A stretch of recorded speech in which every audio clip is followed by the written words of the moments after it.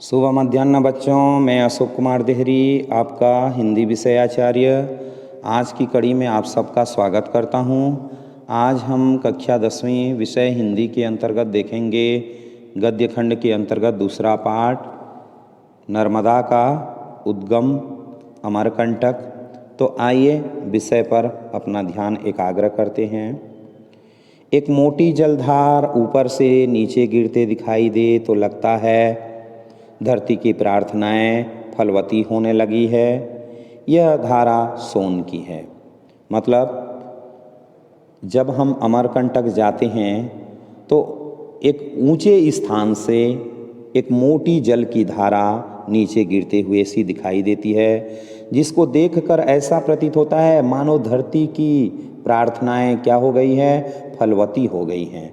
और यह धारा किसी और की नहीं है बल्कि सोन नदी की ही धारा है। यह अमरकंटक का पूर्वी भाग है और यह जो नदी है अमरकंटक के पूर्वी भाग में है, जो पेंड्रा रोड से आते समय दिखाई देता है। और जब हम पेंड्रा रोड से होकर के आते हैं तो यह भाग दिखाई देता है।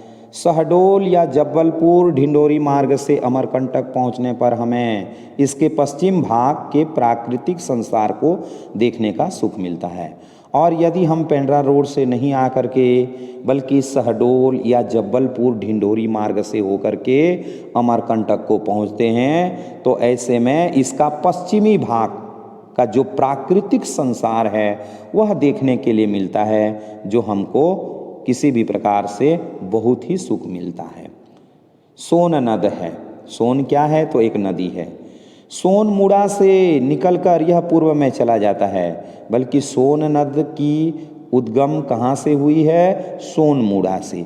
सोन मुड़ा से निकल करके यह पूर्व में चला जाता है। गंगा की सभी सहायक नदियों से आगे जाकर यह गंगा में मिलता है। और गंगा से निकली हुई जितनी भी सहायक नदियां हैं उन नदियों से भी वह आगे बढ़ जाता है, परंतु गंगा में ही मिल जाता है। सोन के जल के द्वारा अमरकंटक अपनी जलांजलि सूर्य को और पूर्व के समुद्र को देता है। ऐसा लगता है कि सोन नदी के माध्यम से जो अमरकंटक है वह क्या करता है? अपनी जलांजलि देता है, अपने अंजुलि में जल भर के मानो सूर्य को अर्घ्य भेंट करता हो और पूर्व के समुद्र को। नर्मदा के जल प्रवाह के माध्यम से यह अपनी आदरांजलि पश्चिम के समुद्र को देता है। और नर्मदा का जो जल प्रवाह है, इस जल प्रवाह के माध्यम से मानो वह आदर सहित अपनी अंजुलि पश्चिम के समुद्र को दे देता है। दोनों ही दशा में और दिशा में इसके आसपास की जमीन नम होती है, चाहे अमरकंटक का हो या नर्मदा का हो, सोन नदी कोई भी हो, तो कुल मिलाकर के इसके जो आसपास की जमीन है गीली होती है, नमी होती है। यह जमीन का गीलापन कई कई जीवन की धड़कनों को पानी के रंग दे रहा है। जमीन गीला है इसलिए ऐसा लगता है कि कई जीवनों को यह क्या कर रहा है? धड़कन प्रदान कर रहा है, क्योंकि यहाँ पर नमी है इसलिए तरह तरह की फसलें भी यहाँ पर उत्पन्न होंगी। कितनी ही आड़ी तिरछी सड़क से चलते हुए अमरकंटक पहुँचे। लेखक का कथन है कि जब वो अमरकंटक को पहुँचे तो उन्हें कई प्रकार के आड़े तिरछे रास्तों का सामना करना पड़ा। सोन की यह धार इस मार्ग के हर कोण से दिखाई देती है। और सोन नदी की जो धारा है, लेखक जिस रास्ते से होकर के जा रहे थे तो हर तरफ से हर कोण से वह दिखाई दे रही थी। आँख सराई के पेड़ों की गाढ़ी हरियाली पर अटकती है। सराई के जो हरे भरे पेड़ हैं उनकी हरियाली पर ही आँख क्या हो जाती है? रुक जाती है। वन की सघनता पर आश्वस्त होती है और वन का जो यह प्रांत इतना घना है, उस घने प्रांत को देख करके मन पूरी तरह से आश्वस्त हो जाता है। फिर सोन के सम्मोहन में फंस जाती है और अंततः वह सोन नदी के सम्मोहन पास में फंसी जाती है। लंबा घाट चढ़ने पर हम अचानक स्वयं को अमरकंटक के एकदम सानिध्य में पाते हैं। आगे चल करके एक लंबा सा घाट मिलता है उस घाट को चढ़ने पर अचानक ही अमरकंटक का दृश्य एकदम अपने सानिध्य में प्राप्त होने लग जाता है। सोन आँखों से ओझल हो जाता है और यहाँ तक आते तक सोन नदी आँखों से दृष्टिगोचर होना बंद हो जाता है। बारिश रुक गई है। जिस समय वह अमरकंटक पहुँचे हैं बारिश नहीं हो रही है। अमरकंटक की समतल और रक्ताभ छवि से रूबरू होते आगे बढ़ते हैं। फिर लेखक और उनका जो समूह है वह अमरकंटक की जो समतल भूमि है, समान भूमि है और जो लालिमा छवि लिए हुए है उस छवि से वह रूबरू होते हुए आगे बढ़ते हैं। छोटी सी, बिल्कुल छोटी नदी को पतली धारा के रूप में छोटे से पुल द्वारा पार करते हैं। एक छोटी सी नदी है और उस छोटी सी नदी में जो धारा भी है बिल्कुल छोटी है।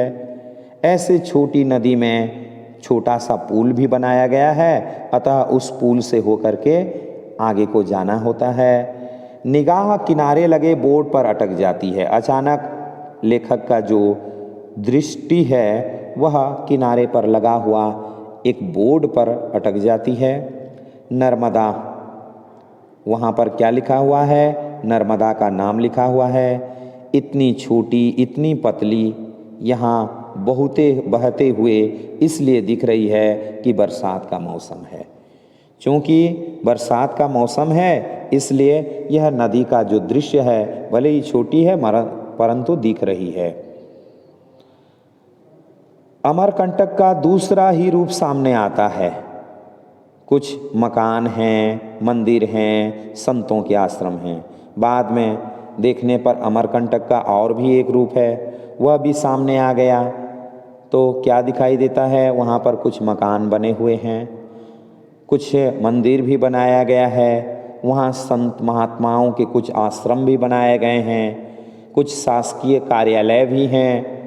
निर्माणाधीन निर्माण होता हुआ जैन का एक मंदिर है। लोगों का जीवन भी है, जनजीवन है। वनवासियों का निर्द्वंद्व जीवन है। इस प्रांत में वनवासी द्वंद्व रहित जीवन जी रहे हैं। टोकनियों में जामुन लेकर वनवासी महिलाएं बैठी हैं। वहाँ और एक नज़ारा देखने के लिए मिला कि जो वनवासी महिलाएं हैं वह अपने टोकनियों में कुछ जामुन का फल लेकर के बैठी हैं। पके आम के ढेर हैं। साथ ही साथ आम के ढेरों को भी वहाँ पर देखने के लिए मिला। एक अजब शांति है। कुल मिलाकर के यदि वहाँ का दृश्य देखें तो एक अनुपम शांति प्राप्त होती है। कुछ मिठाई की, चाय की दुकानें हैं।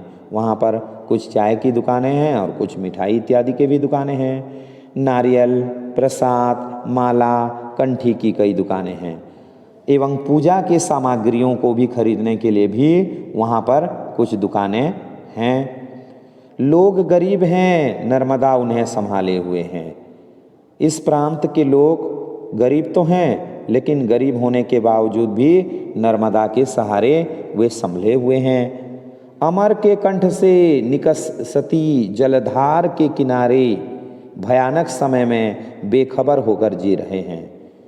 नर्मदा उन्हें तो संभाले हुए है, साथ ही साथ अमर के कंठ से, मतलब अमर कहने पर भगवान शिव, उनके कंठ से यह जो निकली हुई नर्मदा है मानो उनको इस प्रकार से संभाले हुए हैं कि वो बेखबर होकर के भयानक जीवन को भी जी रहे हैं। बस स्टैंड से पूर्व में दुकानें, किगली से चलते हुए आगे जाने पर एक जलकुंड है। बस स्टेशन से कुछ ही दूर पूर्व की दिशा में दुकानों की गली है। उस गली से आगे जाने पर एक जलकुंड दिखाई देता है। यह नर्मदा का उद्गम स्थल है और यह जो जलकुंड है इसी से नर्मदा निकली हुई है। कुंड 11 कोणीय है। कुंड में 11 प्रकार के कोण बने हुए हैं, कोने बने हुए हैं। स्वच्छ और शीतल जल लहरा रहा है। उस कुंड में जो जल है वह ठंडाई लिए हुए है और लहरा रहा है। कुंड के चारों ओर आसपास 20 मंदिरें बने हुए हैं। कुंड के चारों तरफ देखेंगे तो कुल मिलाकर के मंदिरों की संख्या 20 हो जाएगी। कुंड पक्का बना है और वह जो कुंड बनाया हुआ है पक्के ईंटों से बनाया हुआ है। कुंड विशाल है। कुंड के चारों ओर पक्की समतल जगह बना दी गई है। कुंड बड़ा तो है होने के साथ साथ उसके चारों तरफ पक्के एवं समतल जगह भी बना दी गई है। मुख्य द्वार भी विशाल है और वहाँ पर जाने का जो मुख्य द्वार है वह भी बहुत ही विशाल है।